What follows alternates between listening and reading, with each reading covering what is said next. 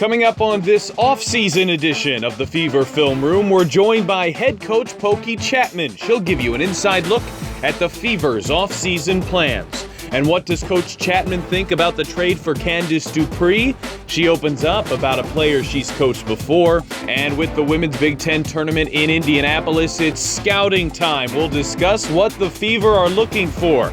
All that and more is coming up right now. Hello and welcome into an off-season edition of the Fever Film Room. With us, of course, the head coach, Pokey Chatman. Good to have you back. It's been a couple of months. Look, it's nice to be back.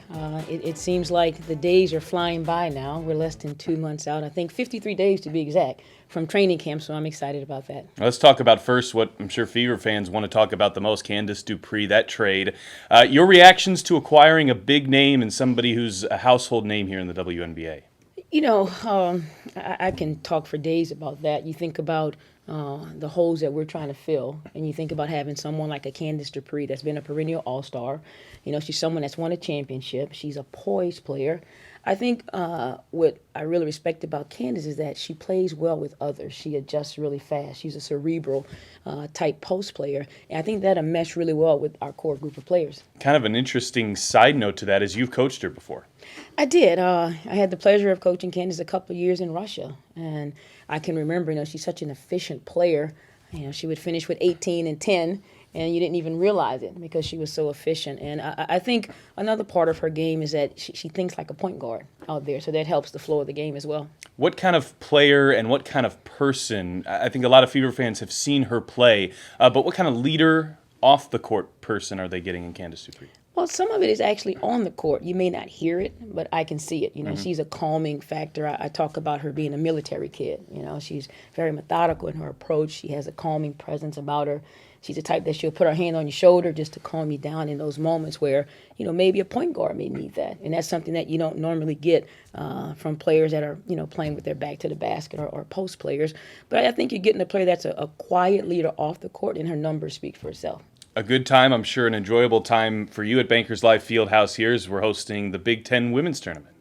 It's amazing, you know. It's great quality basketball, quality coaches, quality players, and it's nice to go upstairs and do a little bit of work, and then when there's a nice matchup at noon, walk downstairs and watch some of the best basketball in the country being played.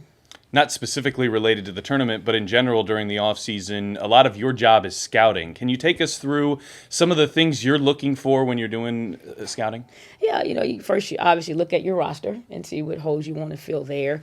I think the easiest part is looking at the current skill level of players, but then you're also looking at their ceiling, how much more they can develop, how much time you have for them to develop. Will they initially be a rotational player that you can bring gradually along to fit with your core? But some of those intangibles, you know, the culture here is one of grind, blue collar, the glue type player that can connect the dots, and that's always prevalent at any position you're trying to recruit. You talk about grind, you talk about blue collar, you're talking about Erlana Larkins and Erica Wheeler. Good to have them back, knowing you're going to have them back, players you've coached against.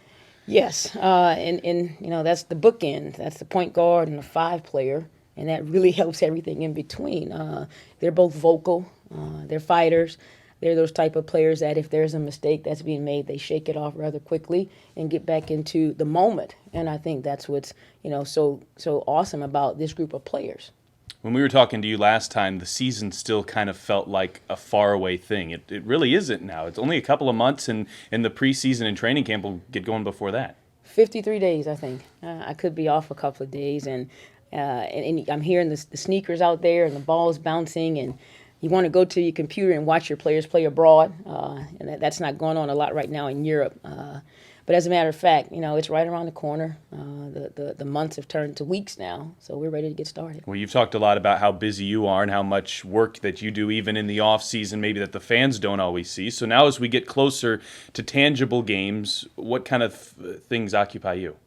Well, you're still evaluating your roster in terms of there's a new player in the mix, and how does that add, change, delete certain things. You also want to shoulder up so many of areas of play that Fever's been great at for years, and you want to make it better. Then there's the areas of play where we know we need to improve. So my goal right now is sending that message and planting that seed to our players before they get here, so it's top of mind and we know where we need to hit the ground running. Indiana Fever head coach Pokey Chatman joining us on the Fever Film Room. Appreciate your time and good luck as the season nears. My pleasure. Thank you.